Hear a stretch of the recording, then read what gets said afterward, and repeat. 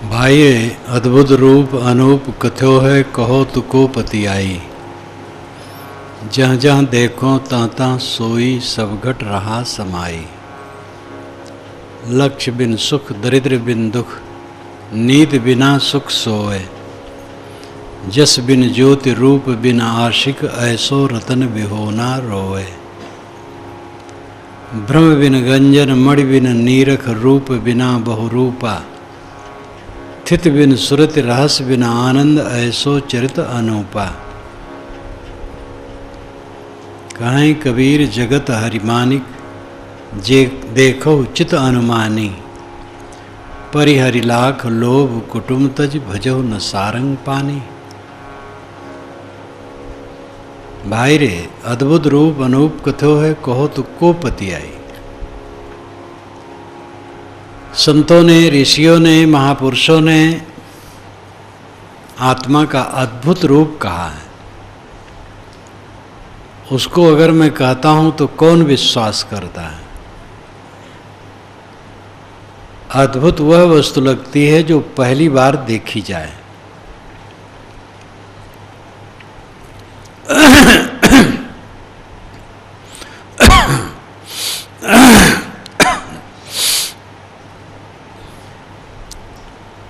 हमने सबको देखा, अपने को नहीं देखा, इसलिए अपने आप का देखना अद्भुत लगता है। अपने आप को समझना अद्भुत लगता है। दूर की वस्तुएं दिखती हैं, निकट की वस्तुएं कम दिखती हैं, और जो स्वयं ही है वो तो दिखता ही नहीं है। किसी ने पूरे जीवन में अपनी आँखों को नहीं देखा, दर्पण में केवल प्रतिबिंब देखा है, परछाई, आँखों को नहीं। लेकिन किसी से कहा जाए तुम्हारे आँखें नहीं हैं तो नाखुश हो जाएगा। आज तक नहीं देखा तो क्या प्रमाण है आँखें?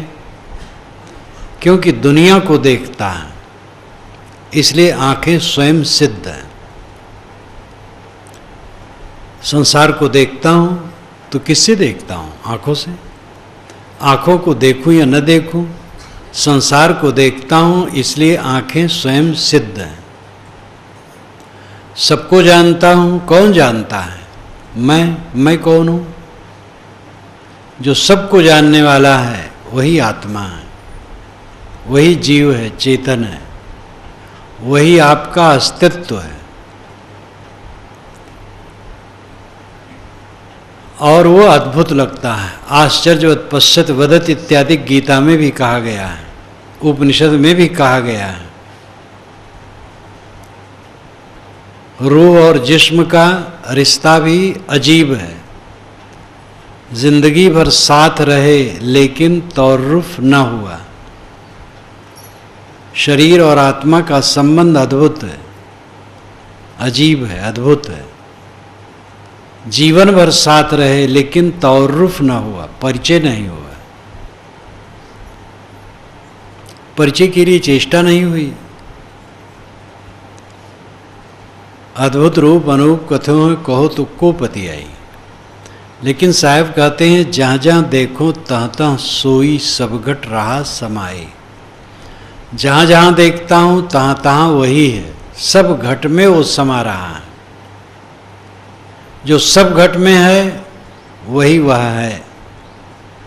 कण कण में भी लोग कहते हैं कि वो कण कण में है। कण कण में है ये कहना भावुकता है, घट घट में कहना ये अनुभव है। घट घट घट कहते घड़ा को, यहाँ घट का अर्थ है शरीर। प्रति शरीर में आत्मा निवास करता है, ये अनुभव का विषय है। कण कण में है ये भावुकता है। कबीर साहब कण कण नहीं कहते, घट घट कहते हैं। एक पंडित ने कहा था, मुझसे बातचीत की, मेरे सामने तो नहीं कहा, जब वो चले गए तो अपने छोटे पंडित से कहे। वे बहुत बड़े पंडित थे जो मुझसे बात किए थे, बहुत विद्वान थे, प्रकांड पंडित, अवध क्षेत्र के थे, अब नहीं रहे। तो अपने छोटे पंडित से उन्होंने कहा कि महाराज जी की बातें और हम लोगों की बातें करीब करीब एक ही हैं, फर्क यही है कि हम लोग कण कण में मानते हैं, वे लोग घट घट में मानते हैं। कण कण में मानना व्यवहारिक है, घट घट में मानना व्यवहारिक नहीं है। तो उनके पंडित मुझसे आए मिले और कहे हमारे ज्ञानी जी कहते थे कि महाराज घट घट में मानते हैं, कण कण में नहीं, इसलिए वो व्यवहारिक नहीं है। तो मैंने कहा घट घट में व्यवहारिक है, कण कण में व्यवहारिक नहीं है। आप कहीं पेशाब करते हैं तो किसी प्राणी के ऊपर न पड़े ये ध्यान रख सकते हैं, लेकिन कण के ऊपर न पड़े, ये कहाँ व्यवहारिक है। पैर रखें, किसी घट प्राणधारी के ऊपर न पड़े पैर, ये तो ख्याल रख सकते हैं, लेकिन किसी कण पर पैर न पड़े ये सोचना भी असंभव है। इसलिए कण कण में है ये अव्यवहारिक है, घट घट में हो व्यवहारिक है। कहे तो मैं समझ ही नहीं पाया, अभी जाके कहूँगा उनसे। मैंने कहा भाई समझने में समय लगता है। कण कण में जो गति होती है वो आत्मा के नाते होती है, ऐसा भ्रम है। पढ़े लिखे लोग भी कहते हैं जड़ तत्व तो जड़ है, उनमें क्रिया कैसे होगी? जब आत्मा उसमें क्रिया करे तो क्रियावान हो। लेकिन ये तो साधारण बुद्धि से समझना चाहिए कि भौतिक द्रव्य स्वतः गतिशील है। भौतिक द्रव्यों में जो गति है वही उनकी संपत्ति है। गतिहीन हो जाए ये संसार शून्य हो जाएगा। जड़ द्रव्य स्वतः गतिशील हैं, उनकी गति उनमें अनादि निहित है। ये समझना बहुत सरल है, तो विज्ञान सम्मत है।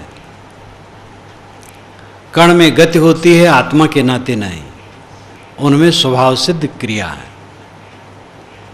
हवा में गति होती है, जब पूर्वी चलती है तो पूरब तरफ से कोई परमात्मा ब्रह्म ढकेलता है, और जब पश्चिम तरफ से चलती है हवा तो पश्चिम से परमात्मा ढकेलता हो गए। ऐसा कुछ नहीं, वो प्रकृति के दाब के अनुसार चलता है। पानी की धारा, हवा की धारा, सभी द्रव्यों में गति स्वतः निहित है। अतिशयोक्ति लोग करते हैं आध्यात्मिक क्षेत्र में, जो गलत है। घट घट रहा समाई, साहब कहते हो आत्म तत्व घट घट में समा रहा है, इसलिए सबको अपने समान समझो। घूंघट का पट खोल रे तो को पीऊ मिलेंगे, घट घट में वही साईं बसत है, कटुक बचन मत बोल रे। घट घट में वही साईं बसता है, इसलिए कटु वचन न कहो। कटु वचन कहते हो तो अपने साईं को मानो दुखाते हो। साईं परमात्मा ब्रह्म ईश्वर ये घट घट में जो बसा है यही है। तो भाई रे अद्भुत रूप अनूप कथ्यो है, कहो तो को पति आई। जहाँ जहाँ देखो तहाँ तहाँ सोई, सब घट रहा समाई। लक्ष्य बिन सुख, दरिद्र बिन दुख, नींद बिना सुख सोए। लक्ष्य कहते हैं लाख की संख्या को। लाख की संख्या का लाक्षणिक अर्थ है बहुत धन, वह लखपति। आज भी कहा जाता है लखपति होने का अर्थ आज तो खास नहीं रहा। आज करोड़पति अरबपति कहने से लगता है कुछ दम है। लखपति तो एक छोटा दुकानदार भी होता, सब बेच दो तो लाख से अधिक हो जाएगा। बहुत छोटी दुकान है, वो कई लाख में बिक सकती है। तो लक्ष्य लाख, लाख का अर्थ है लाक्षणिक धन ज्यादा होना। लक्ष्य बिन सुख, धनपति हुए बिना भी वो सुखी रहता है। जिसे आत्मज्ञान है, जिसने आत्मशोधन किया, जिसने अपने आप को सुबस किया, वो लखपति हुए बिना भी सुखी रहता है, यानी धनी हुए बिना भी सुखी रहता है। धनी होने का मतलब है अतिरिक्त धन वाला होना। जिनको हम धनी नहीं कहते हैं वे भूखों नहीं मरते हैं। धनी का अर्थ है बहुत ज़्यादा है धन। बाकी जो कमाते खाते हैं उनको धनी नहीं कहा जाता है, लेकिन सब कमाते खाते हैं। तो साहब कहते हैं लक्ष्य बिन सुख, लखपति हुए बिना, धनपति हुए बिना भी वो सुखी रहता है। आखिर हमारे शरीर के लिए क्या चाहिए? थोड़ा सा भोजन और थोड़ा वस्त्र और रहने की थोड़ी जगह, बस हो गया। और ज़्यादा जितना होगा क्या किया जाएगा? अब जो असली काम है वो अपने को संभालना है। वही काम लोग नहीं करते हैं, अपने को संभालते नहीं, बहते हैं। दुनिया की संपन्नता में दिमाग का पूरा जोर है, आत्मा की संपन्नता में नहीं, जीवन की निर्मलता में नहीं। इसलिए बाहर संपन्न है और भीतर विपिन्न है। बाहर से भरे भरे हैं और भीतर से खाली खाली। ये संसार की दशा है। लेकिन विवेकी पुरुष धनपति हुए बिना भी सुखी रहता है, जिसके मन में विश्राम है। डायोनीज की जो कथा है यूनान की, आज से 2500 वर्ष पूर्व नहीं, और इधर है 2300 वर्ष पूर्व की बात होगी, जब सिकंदर का पिता नहीं रह गया था, फिलिप्स जब कोई देश पर विजय करके आता तो सिकंदर दुखी होता। तो कहता बेटा सब लोग खुशियां मना रहे हैं, तुम दुखी क्यों हो? कहे आप ही सब जीत लेंगे तो मैं क्या जीतूंगा?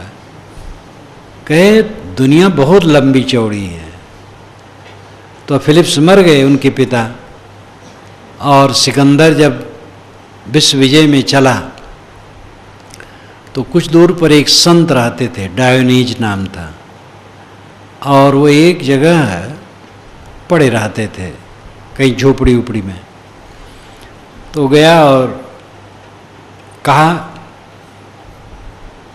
अपना विषय बताया कि मैं विश्व विजय करना चाहता हूँ। तो कहे विश्व विजय करके क्या करोगे? कहे तब सुख से रहूँगा। तो डायोनीज ने कहा मैं तो वैसे सुख से हूँ, और मेरे पास पड़ जाओ, सुख से रहो, विश्व विजय करने की कोई ज़रूरत नहीं। उसको बड़ा अद्भुत लगा और बड़ा प्रभावित हुआ। फिर कहा आपकी क्या सेवा करूं? कहे धूप लिए खड़े हो, हट जाओ, बस यही सेवा है। बहुत निष्फिक्र संत थे। तो उसने अपने मंत्रियों से कहा था या तो मैं विश्व विजयी बन करके सम्राट बनूंगा, नहीं तो डायोनीज जैसा साधु बनूंगा। तो साधु तो नहीं बन पाया, और विश्व विजय भी क्या किया, उफान शैतान किया। जितनी उसकी योग्यता थी संहार में मन लगाया, रचनात्मक नहीं। तो विश्व विजय कर लूँगा तब सुख से रहूँगा। डायोनीज ने कहा आओ मेरे पास, वैसे सुख से रहो, विश्व विजय की जरूरत ही नहीं है। सुख से रहने का तरीका है इच्छाओं को समेट लेना, अपनी आवश्यकताओं को भी कम कर देना। विषय वासना की तो इच्छा ही नहीं, न पद की इच्छा, न प्रतिष्ठा की इच्छा, न पूजापा की इच्छा, भोगों की इच्छा ही नहीं है। शरीर की रक्षा के लिए जो वस्तुएं हैं उसमें भी कम से कम में निपटा लेने की प्रवृत्ति। इस प्रकार जो संतुष्ट हो जाता है वो सदा सुखी रहता है। लक्ष्य बिन सुख, लखपति हुए बिना भी ज्ञानी सुखी रहता है। दरिद्र बिन दुख, लेकिन दूसरे लोग दरिद्रता के बिना दुखी हैं। दरिद्र नहीं है लेकिन दुखी है। दरिद्र दुखी होता है। दरिद्र का क्या अर्थ होता है? अगर कोई कहे मेरे पास कार नहीं इसलिए दरिद्र हूं, तो ये ठीक नहीं है। दरिद्र वह है जो दिन भर परिश्रम करे लेकिन शाम तक पेट न भरे, तन ढकने कपड़े न जुड़े, रहने के लिए फूस की छानी न हो, नीचू झोपड़ी न हो। नीचू का मतलब जिसमें पानी न चूहे, ऐसी झोपड़ी न हो तो दरिद्र है। और दरिद्र कोई न हो, हमारा दुश्मन भी दरिद्र न हो, ये शुभकामना करनी चाहिए। विवेकवान दुश्मन किसी को मानते ही नहीं। दरिद्र बिन दुख, लोग दरिद्रता के बिना दुखी हैं।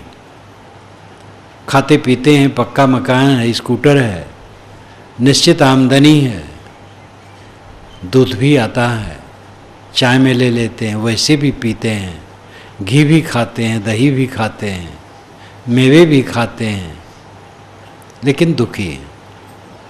ये मेवे दूध दही कुछ काम नहीं करेंगे। खाने पीने की जो सादा गोदा कुछ मिल जाए बहुत है।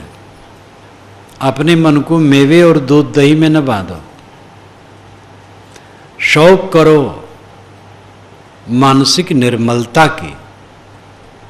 निर्मल मन सुख का साधन है। दरिद्र बिन दुख, दरिद्रता के बिना लोग दुखी हैं। दरिद्र नहीं है लेकिन दुख से पीड़ित है। संपन्न है बाहर से और भीतर से दरिद्र है। नींद बिना सुख सोए। विवेकवान नींद के बिना भी सुख से सोते हैं। अविवेकी आदमी नींद के समय भी सो नहीं पाता, करवटें बदलता रहता है, सो नहीं पाता। चिंताएं परेशान करती हैं, स्मरणों का प्रवाह चलता है, नींद आती ही नहीं। लेकिन विवेकवान नींद के बिना सुख से सोते हैं, सब समय सुख से सोते हैं। शेते सुखम कस्तु, स्वामी शंकराचार्य ने कहा शेते सुखम कस्तु, कौन सुख से सोता है? तो उत्तर दिया समाधि निष्ठ, जो समाधि निष्ठ है। समाधि का अर्थ है मानसिक क्लेश से मुक्त अवस्था। सम आदि, आदि और व्याधि, शरीर के रोग व्याधि हैं और मन के रोग आदि हैं। मन के रोग को आदि कहा जाता है। सम आदि, जिसकी आदि मानसिक रोग शमित हो, शांत हो, वो समाधि में है।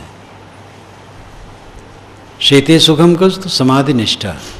कौन सुख से सोता है? जिसके मन में क्लेश नहीं है।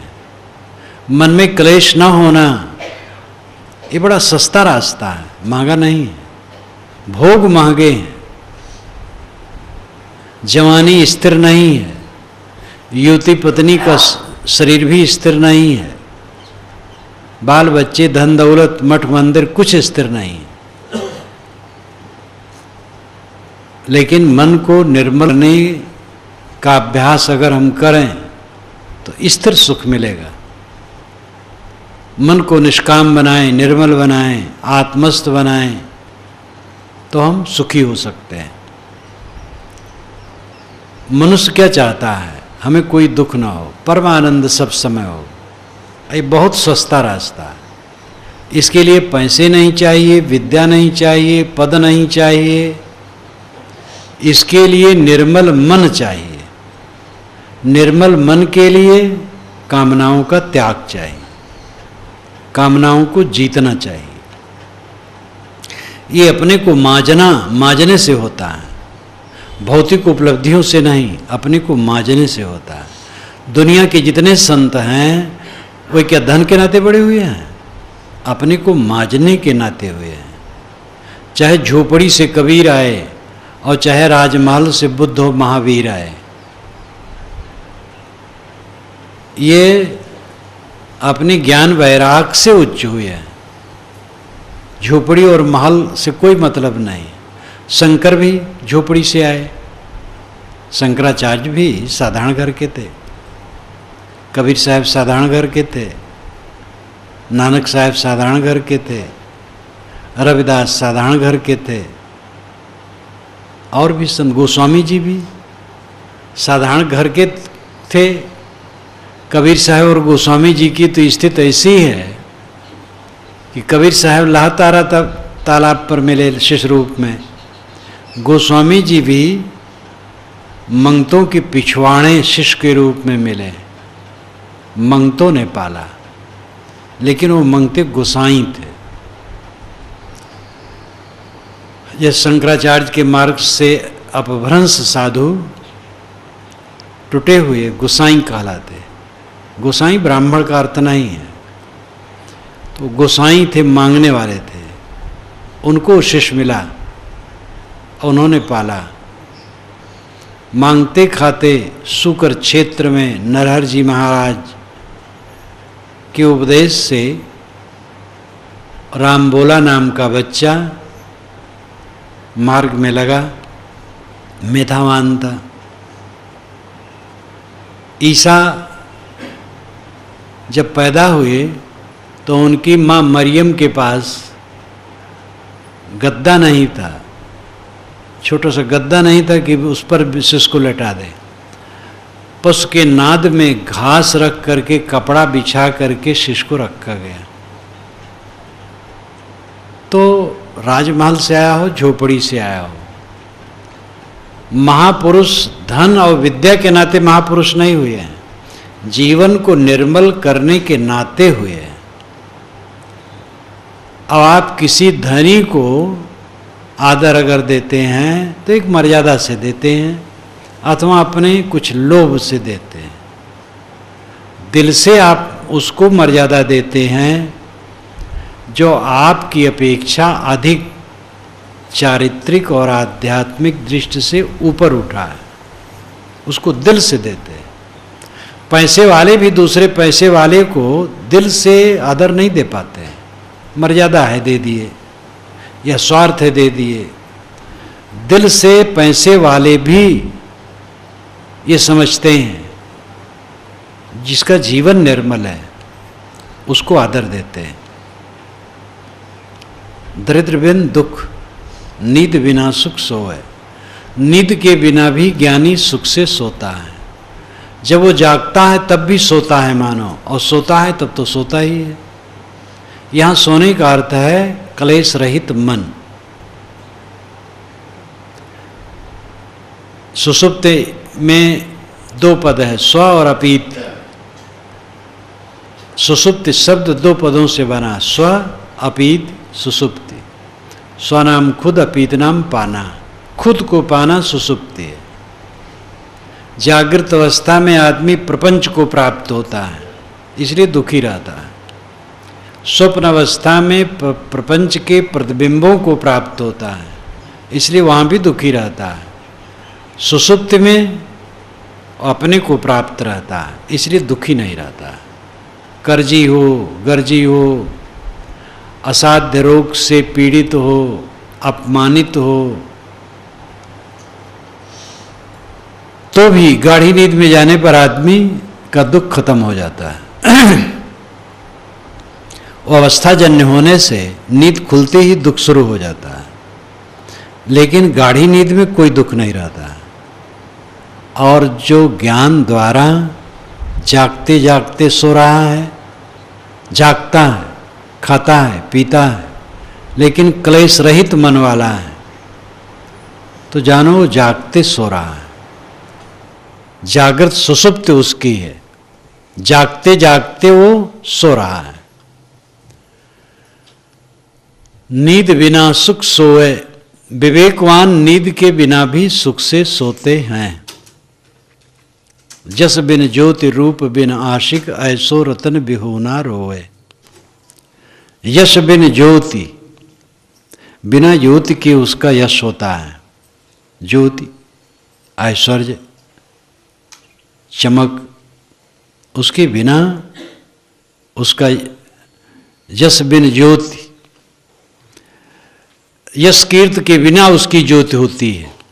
बाहरी यश कीर्त की जरूरत नहीं। ऐसे भी संत हैं कि लोग उनको नहीं जानते हैं, जो प्रवक्ता हैं, जो लेखक हैं, प्रतिभा के धनी हैं, बहुत से लोग संत भक्त जिनके इर्द गिर्द लग जाते हैं, उनको लोग जानते हैं। ऐसे भी संत होते हैं जो संतत्व में पूरे हैं लेकिन प्रतिभावान नहीं हैं।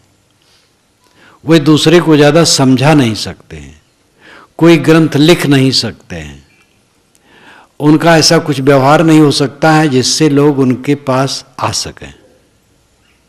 प्रतिभा उनमें नहीं होती है, लेकिन संतत्व पूरा है।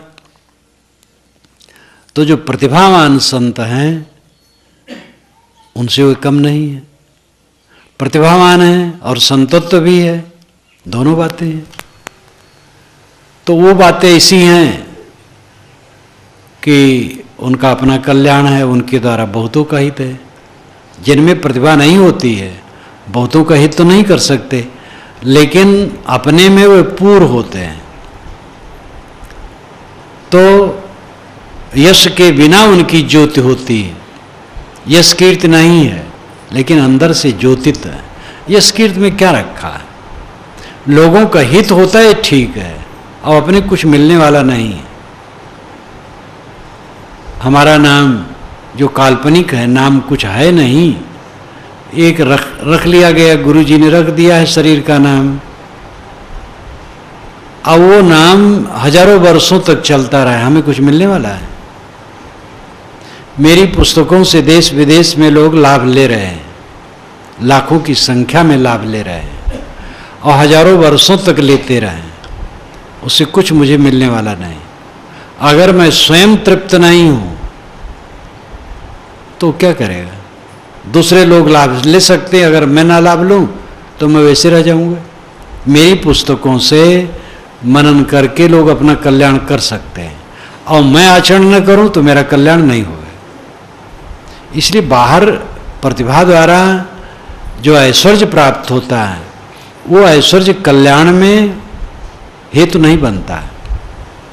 सावधान न रहे तो भटका सकता है। असली काम है अपने मन को शुद्ध कर लेना और अपने आप में व्यवस्थित हो जाना। तो जिसका मन क्लेश रहित हो गया है वो नींद बिना सुख से सोता है। जो नींद आती है तब तो सोता ही है, और जब नींद का समय नहीं रहता है तब भी सुख से सोता है, क्योंकि क्लेश नहीं है। हर इंसान यही चाहता है हमारा मन दुखी न हो। दूसरे शब्दों में, दूसरे वाक्यों में, हम परमानंदित हों। तो परमानंदित होना और दुखी ना होना एक ही बात है। जब दुख नहीं है तो सुख की जरूरत ही नहीं है। मन में जब अभाव नहीं है तो सुख की कौन सी आवश्यकता है? इसलिए दुख न होना ही सुख है। अत्रिविद दुख अत्यंत निवृत्ति अत्यंत पुरुषार्थ। ऋषि ने कहा है तीनों दुखों की अत्यंत निवृत्ति ही अत्यंत पुरुषार्थ है। नींद बिना सुख सोवे, जस बिन ज्योति रूप बिन आशिक। यश के बिना उसकी ज्योति होती है। बाहरी यश कीर्त ऐश्वर्य के बिना वो अंतर ज्योति में जगमगाता है, सदैव कृतार्थ रूप है। जस बिन ज्योति रूप बिन आशिक, वह रूप के बिना आशिक होता है। नित्य में लिखा है पाजी रूप में आशिक होता है। किसी चिकनी चमड़ी देखा, मोहा गया। ये चिकनी चमड़ी कब तक रहती है? जो चमड़ी चिकनी दिखती थोड़े दिन में रुखरी हो जाती है, और वहीं घाव हो जाए तो कीड़े पड़ जाएंगे। घाव से, फोड़ा फुंसियों से, रोगों से भरा ये अस्थिपिंजर का शरीर, इसमें क्या रखा है? अविवेक से आदमी मोहित होता है, लेकिन विवेकवान रूप बिन आशिक होते हैं, बिना रूप के आशिक होते हैं। आशिक कहते हैं प्रेमी को। जो किसी के मोह में आबद्ध हो गया हो वो आशिक है, वो आत्मा में आशिक है। हमन है इश्क मस्ताना, हमन को होशियारी क्या, रहें आज़ाद इस जग में, हमन दुनिया से यारी क्या। ये कबीर साहब का भजन है। जो आध्यात्मिक अंतर्मुखता में इश्क है, मस्ताना है, उसमें होशियारी नहीं होती है। चतुरता, चालाकी, छल छद्म ये सब नहीं होते हैं। तो ये आशिक होना ये रूप में नहीं है, अरूप में है, आत्मलीनता है। रूप बिन आशिक ऐसो रतन बिहूना रोवे। ऐसा आध्यात्मिक रतन, आत्मा रूपी रतन के ज्ञान के बिना आदमी रोता है, दुखी होता है। पत्नी छूट गई रो रहा है, पति मर गया, देवी रो रही है, बच्चा चला गया, माँ बाप रो रहे हैं, हाय मैं अनाथ हो गया। कौन आपका है जो छूट गया और आप अनाथ हो गए? आपका कुछ है ही नहीं, अनाथ क्या हो गए? जोड़ जोड़ करके रोग बनाए हो। अरे मिले थे, छूट गए, हो गया, संजोग था। तालाब में देखो, आप कभी स्नान करने जाओ तो उसमें तृण, घास ये सब तैरते हैं। पानी के हिलोरे से एक तृण दूसरे तृण से जुड़ जाता है और उन्हीं हिलोरों से छूट जाता है, फिर उन्हीं से या दूसरे तीसरे चौथे से जुड़ता और छूटता है। पानी के हिलोरे से तालाब में तैरते हुए तृण जैसे एक दूसरे से मिलते और छूटते रहते हैं, ऐसे काल के हिलोरे से संसार सागर में इन प्राणियों का मिलना और छूटना बराबर चला करता है। इसमें कौन किसका है? कहानी कही जाती है, अभिमन्यु जब मारा गया तो अर्जुन व्याकुल हो गए। अभिमन्यु जैसा पुत्र, तो कृष्ण जी समझाते रहे, लेकिन वो विलाप पीड़ित के चलो अब अभिमन्यु से तुम्हें मिला दें, ले गए स्वर्ग। अभिमन्यु गेंद खेल रहा था तो और श्री कृष्ण ने कहा, देखो अर्जुन, वो लड़का तुम्हारा खेल रहा, जाओ मिल लो। गए, बेटा बेटा बेटा। अभिमन्यु ने कहा, किसका बेटा, किसका पोता, किसका पिता? न मालूम कितनी बार तुम मेरे बेटे हुए, मैं तुम्हारा बेटा हुआ। कहाँ बेटा बेटा कौन किसका? अर्जुन का मोह मिट गया। ये कहानी है, कोई आकाश में स्वर्ग नहीं। मर जाने के बाद वैसे ही देहधारी को आप नहीं पा सकते। देह की सारी चीज़ें जो कण हैं वो मिथ्या नहीं है, अब आत्मा भी मिथ्या नहीं है। लेकिन अब आत्मा जहाँ कहीं देह धरेगा तो वो शकल सूरत नहीं रहेगी, वो स्मृतियाँ भी नहीं रहेंगी। तो ऐसी कहानियाँ मोह मिटाने के लिए बनाई जाती हैं। जैसे सिकंदर 33 वर्ष की उम्र में मरा था, उसकी माँ व्याकुल थी और कब्र पर जा कर के रोती रहती थी। तो एक दिन जब वो बहुत रोई तो कब्र से बड़ी जोर से आवाज़ निकली और हजारों की आवाज़। वो अचकचा गई, घबरा गई, कहा मैं अपने सिकंदर को पुकारती हूँ, इसमें हजारों आवाज़ें कहाँ से आ रही हैं? अंदर से आवाज़ आई, इसमें बहुत सिकंदर दबे हैं, तुम किस नंबर के सिकंदर को पूछ रहे हो? तो कोई नंबर का तो पता नहीं, मेरा लड़का सिकंदर, कहीं इसे पता नहीं चलेगा। तो उसको हुआ जब बहुत सिकंदर दबे हैं तो हमारा भी सिकंदर दबा है। तो ये भी समझाने का तरीका है। इसका अर्थ यही है कि सबके प्यारे तो इसी मिट्टी में जाते हैं, क्यों रो रहे हो? केते बूंद हल्फ हो गए, केते गए भिगोए, एक बूंद के कारण मानुष काहेक रोए। साहब कहते कितने बूंद वीर्य के बूंद सफल हो गए, उससे गर्व रहा, और कितने नष्ट हो गए। तेरा जो पुत्र है वीर्य का एक बूंद है, अगर वो मर गया तो क्या रोता है? एक बूंद के कारण मानुष काहेक रोए। कितनी सरलता से साहब कहते हैं। मुझे कबीर साहब का ज्ञान पूरा पारक सिद्धांत हो गया था। एक पंडित जी का संबंध उसी गांव में था, तो आए थे, मिले, बहुत विनम्र थे। साधु मार्ग में आने के बाद भी वे मिले हैं। बुढ़ापा में उनको बच्चा हुआ था, बच्चा हुआ और कुछ बड़ा हुआ और मर गया। 7-8 वर्ष का शायद हुआ होगा। बहुत दिन की बात है, 55-56 बरस की बात है।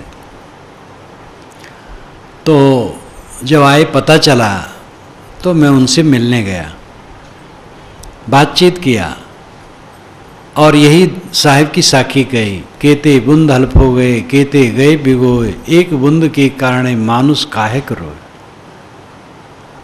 वो इतने संतुष्ट हुए, बारंबार कहें कि मेरे अंदर से जैसे कोई कांटा चुभा हो निकाल लिया हो, अब वो पीड़ा नहीं रह गई। जब मैं साधु मार्ग में आया तो जिस गांव में वो रहते थे उस गांव में भी अपने भक्त काफ़ी हैं आज भी।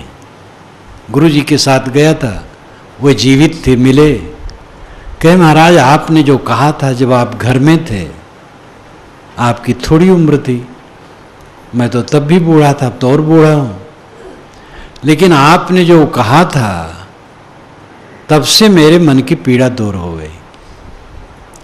अरे बच्चे क्या रोते हो, एक बूंद के कारण मानुष काहे रोए। तो विवेक से अगर हम देखते हैं स्थिति को तो शोक करने कोई गुंजाइश नहीं। रूप बिन आशिक ऐसो रतन बिहोना रोए। आत्मा रूपी रतन को लोग नहीं जानते। रतन का जतन करो माड़ी का श्रृंगार, आया कबीरा फिर गया झूठा है अहंकार। साहब कहते रतन का जतन करो, रतन को जतन से रखो, ये आत्मा रूपी रतन को जतन से रखो, इसमें कचरा न लगने दो। माड़ी का श्रृंगार, जितना श्रृंगार है माड़ी का है, दिखावा है। कपड़े पर माड़ी लगती चढ़ती है तो कपड़ा चिकना दिखता है, धो देने के बाद खखरा हो जाता है। ऐसे धन ऐश्वर्य पद प्रतिष्ठा सब माड़ी का है, सब 4 दिन की चिकनाई है। अपने सामने हमने अनेक गुरुओं संतों महापुरुषों को देखा जिनका बड़ा बड़ा समाज था, अब न वे महापुरुष हैं न उनका समाज है, इक्का दुक्का कोई है। सब कितना घोर परिवर्तनशील है। रतन का जतन कर माड़ी का श्रृंगार, आया कबीरा फिर गया झूठा है अहंकार। तो ऐसो रतन बिहोना रोवे, भ्रम बिन गंजन मड़ बिन नीरख रूप बिना बहु रूपा। भ्रम के बिना गंजन है, गंजन है विनाश है, तिरस्कार है, अपमान है। भ्रम आत्म अस्तित्व में कोई भ्रम नहीं है। मैं हूं कि नहीं ये प्रश्न ही बेकार है। मैं न हूं तो कौन प्रश्न करे। आत्मा है कि नहीं ये कौन कहता है, आत्मा ही कहता है। आत्म अस्तित्व निर्विवाद है, तो भ्रम नहीं है आत्मा के विषय में, लेकिन फिर भी सर्वाधिक तिरस्कार उसी का किया जा रहा है। गोस्वामी जी ने कहा जो न तरई भवसागर, नर समाज अस पाए, सो कृत निंदक मंद मति आत्म हन गति जाए। ऐसा मानव शरीर पा करके जो भवसागर से नहीं तरता है वो आत्महत्यारा है। जो न तरई भवसागर नर समाज अस पाए, सो कृत निंदक, वो कृत निंदक है, अपने किए हुए की निंदा करता है। उसके पुण्य प्रताप से ये समय मिला है और उसकी अवहेलना कर रहा है। आत्म हन गति जाए, वो तो आत्महत्यारा है जो अपने को भवसागर से पार नहीं करता है। भवसागर क्या है? मन का मोह, मन की आसक्ति, मन का विकार, ये भवसागर है। ऐसो रतन बिहोना रोए, भ्रम बिन गंजन, भ्रम के बिना गंजन है, यानी आत्म अस्तित्व में कोई भ्रम नहीं होना चाहिए। आत्मा तो है ही, वही बोल रहा है, लेकिन फिर भी अधिकतम तिरस्कार हम आत्मा का करते हैं, अपनी अवहेलना करते हैं, अपना निरादर करते हैं, अपने को सही दिशा में नहीं रखते हैं। अपने को जो सही दिशा में रखता वो आत्मा का आदर करता है। ब्रह्म बिन गंजन मड़ बिन नीरख, मड़ के बिना, ये बाहरी मड़ नहीं है आत्मा, लेकिन इसी की निरख परख करो। ये कोई पत्थर की मड़ नहीं है। परखने वाले को परखो, देखने वाले को देखो, जानने वाले को जानो। ये जो कहा जाता है इसका मतलब है कौन सबको जानता है? मैं। सबको पाने की इच्छा कौन करता है? मैं। तो अपने को जानूं, अपने को पाऊं। सबको जानते और पाते हम छूछे रह जाते हैं। जिसने अपने को जाना और अपने को पाया वो कृतार्थ हो गया। ब्रह्म बिन गंजन मणि बिन नीरख, रूप बिना बहुरूपा। ये रूप के बिना भी बहुरूप वाला है। ये रूप वाला नहीं है, इसमें कोई रंग नहीं है, कोई आकार स्थूल दिखाई नहीं देता है। लेकिन मनुष्य के रूप में, पशु के रूप में, पक्षी के रूप में, कीड़ों के रूप में, मनुष्यों में भी स्त्री पुरुष, काला गोरा, लंबा छोटा, मोटा पतला के रूप में, रूप बिना बहुरूपा। रूप के बिना भी बहुरूप वाला है, बहुरूपिया है। ब्रह्म बिन गंजर मणि बिन नीरख, रूप बिना बहुरूपा। थित बिन सुरत रहस बिन आनंद, ऐसो चरित अनूपा। थित बिन सुरत, जिसको आत्मज्ञान हो गया, थित के बिना उसकी सुरत स्थिर हो जाती है। थित नाम आधार। देखो ध्यान की पीरियड में ये बताया जाता है, आंखें बंद करो, बंद आंखों में जो दिखाई दे उसी में मन टिकाओ। सांस आती जाती है उसमें मन टिकाओ। किसी महापुरुष के चित्र में मन टिकाना हो उसमें टिकाओ। ये सब स्थिति है। स्थिति, आधार, उद्देश्य, आलंबन। लेकिन जिसे आत्मज्ञान हो जाता है और विषय फीके हो जाते हैं तो थित बिन सुरति, आलंबन के बिना उसका मन स्थिर हो जाता है। ये मन की चंचलता विषयासक्ति के कारण है। जितना अधिक मोह होगा उतना मन चंचल होगा, और जितना मोह की निवृत्ति होगी उतना मन स्थिर होगा। बारंबार हम उसको सोचते हैं जहाँ हमारा मन लगा है। हमारा मन या तो मोह में लगा रहता है तो वैर में। अगर मोह है तो उसके इर्द गिर्द घूमेगा, और वैर है तो उसके भी इर्द गिर्द घूमता है। जिससे वैर है उसको विध्वंस करने की चेष्टा, और जिससे मोह है उसको सर्वसंपन्न बनाने की चेष्टा। इससे हमारा मन क्षुब्ध रहता है। मोह और वैर जिसके दोनों मिट गए हैं, थित बिन सुरति, उसकी सुरत, उसकी मनोवृत्ति आलंबन के बिना शांत हो जाती है। अंतिम ध्यान यही है, कोई आधार नहीं, निराधार शांत। पहले किसी आधार में मन ठहरावे। साहब ने कहा निराधार आधार ले जानी। निराधार को आधार से ही समझ सकते हो। शुरुआत में कोई छत पर नहीं पहुंचता है, जीने पर चढ़ते चढ़ते छत पर इंसान पहुंचता है। किसी आधार में मन को ठहराते, आदत बनाते, तब धीरे धीरे निराधार होता है। थित बिन सुरत, रहस बिन आनंद। रहस बिन उसका आनंद होता है, रंग रास के बिना उसका आनंद होता है। संसारियों का आनंद किस में है? रंग रास में। रंग रास है, खेल तमाशे हैं, क्लब में चले गए, नहीं ज़्यादा कर तो पार्क में ही चले गए, गप शड़ाका मार लिए, सिनेमा हॉल में चले गए। तो इस प्रकार कहीं रंग रास में आनंद लोगों को लगता है। लेकिन ज्ञानी का आनंद रहस बिना आनंद, रंग रास के बिना उसका आनंद है। मैं कन्याकुमारी में था, समुद्र की उछाल तरंगें उठ रही थी। समुद्र में थोड़ा जा करके खड़ा हुआ। एक सज्जन ने कहा मैं जब समुद्र के पास आता हूं तो मगन हो जाता, मन चाहता है यहीं रहूं। मैंने कहा यहीं रहने लगो तो समुद्र से घबरा जाओगे, फिर वितृष्णा हो जाएगी।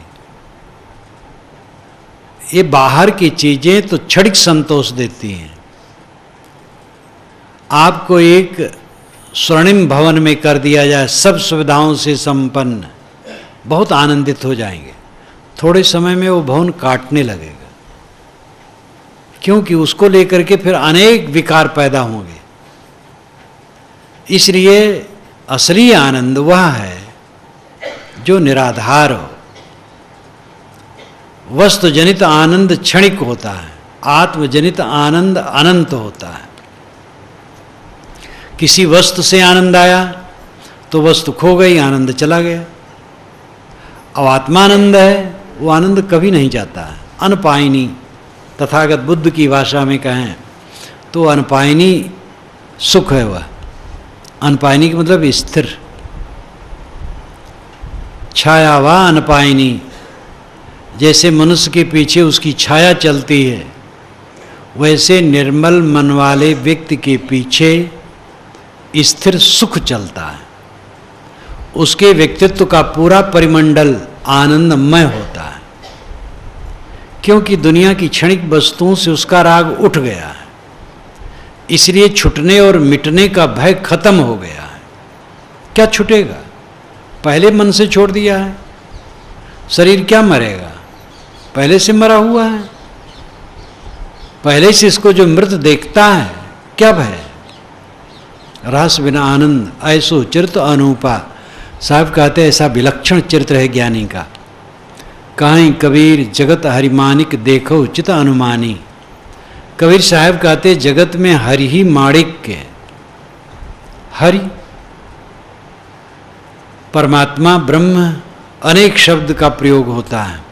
हरि शब्द, सारंग पाणी शब्द, विष्णु शब्द, रघुराई शब्द, ये सगुण उपासकों के हैं। साहब ने सगुण उपासकों के भी शब्द लिए हैं। हरि भजन वेदों में नहीं है। हरि बिन भरम बिगुरचन गंदा, हरिजन हंस दसाल ये डोले। इसमें इसकी व्याख्या में आप इसका ऐतिहासिक अध्ययन कर सकते हैं। हरि शब्द ये पारसी परंपरा से आई है। अहर मजदा, पारसियों के ईश्वर का नाम अहर मजदा। संस्कृत के पंडितों ने अहर मजदा को हरि मेधस कहा। मेधस उड़ गया, हरि रह गया, और आगे हरि भजन शुरू हुआ। गुप्त काल में हरि भजन शुरू हुआ है। ईसा के 350 वर्ष बाद हरि भजन शुरू हुआ है। पहले हरि भजन नहीं था। वेदों में हरि शब्द खूब है। वो हरि का अर्थ है अश्व। वो अश्व है सूर्य की किरणें। इंद्र को भी हरि कहा गया है। हरि का पहला अर्थ है हरा हरा। हरि का अर्थ आगे विष्णु हुआ। साहेब ने हरि आत्मा को कहा है। बाएं दहिने तजु विकारा निजके हरिपद गहिया। बाएं दहिने सब तरफ से विकारों को छोड़ दो, निज आत्मा ही हरि है, ये समझो। साहेब ने हरि कहा, सारंग पाणी कहा, रघुराई तक कहा, लेकिन उसका अर्थ अंतरात्मा माना। मेल मिलाप की भावना शब्दों को ले लिया, लेकिन उनका परमात्मा, उनका उपास्य, उनका परम लक्ष्य अंतरात्मा है। और यही राजमार्ग है, यही सर्वमाननीय हो सकता है। श्री राम की उपासना कुछ हिंदू करते, सब हिंदू भी नहीं। श्री कृष्ण की उपासना कुछ हिंदू करते हैं, शिव की उपासना कुछ हिंदू करते हैं, लेकिन अंतरात्मा की उपासना वो कौन तिरस्कारेगा? पूर्व में एकादश द्वार मजस्यावक्र चेतसाह अनुष्ठाय न सोचति विमुक्तश्च विमुच्यते एतद वैतद। ये जमाचार्य ने नचिकेता को समझाते हुए कहा, पूर्व में एकादश द्वार मजस्यावक्र चेतसा। 11 दरवाजों वाला ये जो नगरी शरीर है, इसमें एक अजन्मा सरल शुद्ध आत्मा निवास करता है।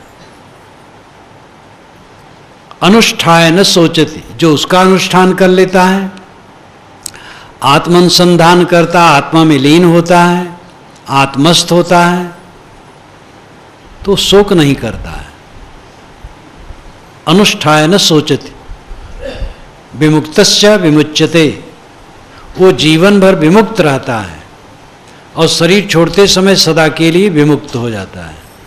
एतद वैतद। अय नचिकेता, जिसके लिए तूने प्रश्न किया वो यही आत्मा है। एतद वैतद। तो शरीर के अंदर में रहने वाला जो आत्मा है वो आत्मा ही उपासनी है। आत्मा उपासनी का मतलब यह है कि मन को समेट करके आत्मलीन हो जाओ, यही आत्मा की उपासना है। गीता में कहा गया आत्मन नैव आत्मना तुष्टः, आत्मा द्वारा आत्मा में संतुष्ट। तो काई कबीर जगत हरि मानिक देखो चित अनुमानी। साहब कहते जगत में हरि ही माणिक्य है और उसमें उसको चित्त में विचार करके समझो। परिहरि लाख लोभ कुटुम तज भजो न सारंग पानी। परिहरि लाख लोभ, लाख का लोभ और कुटुंब का मोह छोड़ करके सारंग पाणी का भजन करो ना। तो यहां लोभ और मोह को साहब छोड़ने कहे। लोभ मोह छोड़े बिना कोई क्या भजन करेगा? लोभ मोह छोड़ देना ही तो भजन है। जब लोभ मोह छूट गया तो से स्वयं शिव तत्र प्रपंचोपशमम शांतम शिवम अद्वैतम चतुर्थम मन्यन्ते स आत्मा सा विज्ञेय। जब प्रपंच का उपशमन हो गया, चित्त विकार विहीन हो गया, तो शिवत्व आ गया। प्रपंचोपशमम शांतम शिवम अद्वैतम, अकेला रह गया। चतुर्थम मन्यन्ते, ये जागृत स्वप्न सुषुप्ति तीनों अवस्थाओं से चौथी अवस्था ज्ञान की अवस्था है, जिसको वेदांती लोग तुर्यगा कहते हैं। यहां तुर्यगा शब्द नहीं है। तो आत्म अनुसंधान, आत्म उपासना, आत्म स्थित का अर्थ यही है, चित्त समेट करके अपने आप में बैठ जाओ, अपने आप में लीन हो जाओ। आत्मन्य आत्मना तुष्ट। जब लग दिल पर दिल नहीं तब लग सब सुखना है। साहब ने कहा जब तक दिल पर दिल न होगा सब सुख नहीं होगा। दिल भाग रहा है चारों तरफ, कैसे सुखी होगे? कहीं कबीर जगत हरि मानिक देखो चित अनुमानी। परिहरि लाख लोभ कुटुम तज भजो न सारंग पानी। सारंग पाणी का भजन करो। सारंग पाणी का अर्थ है जो हाथ में धनुष रखे। सारंग धनुष, पाणी हाथ, हाथ में जो धनुष रखा है ये विष्णु के लिए ज़्यादा रूढ़ है। श्री राम भी रखते हैं लेकिन विष्णु के लिए ज़्यादा रूढ़ है। लेकिन स्थूल विष्णु को साहब उपास्य नहीं मानते। वो तो कहते हैं हरिहर ब्रह्मा वाचे नाही सुर नर मुनि के केर। हरिहर ब्रह्मा सब माया में फंस गए, सुर नर मुनि की क्या बिसात है? दशरथ सुत्य लोग कही जाना, राम नाम का मरम है आना। तो किसी स्थूल व्यक्ति को वे परम उपासनी नहीं मानते हैं। इसलिए सारंग पाणी कहते हुए भी उस सारंग पाणी का अर्थ अंतरात्मा ही है। कबीर वाणी की अध्येता सब जानते हैं। डॉक्टर राम कुमार वर्मा, हजारी प्रसाद द्विवेदी, परशुराम चतुर्वेदी या और भी बहुत लेखक हुए हैं और हैं और होते हैं। इसमें तो करीब करीब सब एक मत हैं। सब जानते हैं कि जो स्थूल शब्दों का प्रयोग साहब ने किया है उनका समन्वय है। जैसे कुछ वैष्णव साहब के पास गए और कहे भगवान रघुनाथ कब मिलेंगे महाराज? तो साहब ने कहा सहज समाधि उन मुन जागे सहज मिले रघुराई। सहज समाधि लग गई, उन मुन जग गई, सहज रघुनाथ मिल गए मानो। तो उन्होंने नहीं कहा कि रघुनाथ नहीं मिलेंगे, उन्होंने कहा सहज समाधि लगना और उन्मुन जगना रघुनाथ का मिलना है। सहज समाधि क्या है? कोई आधार नहीं, कोई आलंबर नहीं, अपने आप में संतुष्ट, ये सहज समाधि। उन्मुन का अर्थ है उदास हो जाना, संसार से उदास हो जाना, विषयों से उदास हो जाना और आत्म तन्मय हो जाना। ये हो गया, रघुनाथ मिल गए। यही रघुनाथ है, बाहर नहीं। सकारात्मक ढंग से उन्होंने कहा, खंडन नहीं किया। तो साहब कहते भाई रे अद्भुत रूप अनूप कथो है, कहो तो को पति आई। जहाँ जहाँ देखो तहाँ तहाँ सोई, सब घट रहा समाई। लक्ष्य बिन सुख दरिद्र बिन दुख, नींद बिना सुख सोए। जस बिन ज्योति रूप बिन आशिक, ऐसो रतन बिहू ना रोवे। ब्रह्म बिन गंजन मणि बिन नीरख, रूप बिना बहुरूपा। थित बिन सुरत रहस बिन आनंद, ऐसो चिरित अनुपा। कहें कबीर जगत हरि मानिक देखो चित अनुमानी। परिहरि लाख लोभ कुटुम तज भजो न सारंग पानी। पूरा शब्द अध्यात्म विचारों से सराबोर है। ऐसे से साहिब की वाणियां हैं, आप उसका मनन करें, चिंतन करें, तो वैसे समाधि लग जाए। स्वाध्याय बहुत बड़ा बल है, ये मेरे जीवन का अनुभव है। आप लोग भी जो करते होंगे अनुभव होगा, जो नहीं करते हैं वो करें स्वाध्याय, देखेंगे महालाभ होगा। कल्याण की दृष्टि से स्वाध्याय, ऐसे मैंने अध्ययन करने वाले को देखा है, लालटेन जला करके रात रात पढ़ा करते तो सोते बहुत कम थे, लेकिन कोरे के कोरे थे। उनसे बात करो तो इतिहास, दर्शन और लेखक के विषय में वर्णन बोलते रह जाएं, आप थक जाओगे, बोलते रह जाएं, लेकिन जीवन में कोरे थे। तो ऐसा स्वाध्याय नहीं है। कल्याण की दृष्टि से जो स्वाध्याय करेगा, ये ज्ञान के ग्रंथ महान आधार हैं।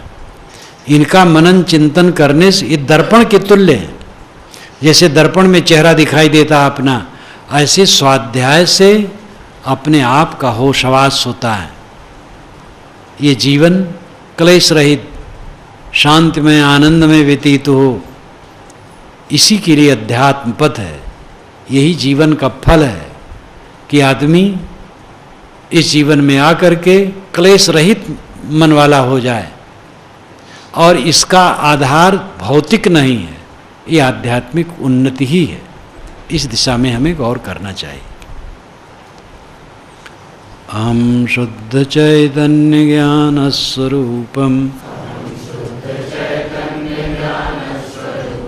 अजरहम अमरहम अखंडम मनूपम अहम शुद्ध चैतन्य ज्ञान स्वरूपम अजरहम अमरहम अखंडम मनूपम अहम शुद्ध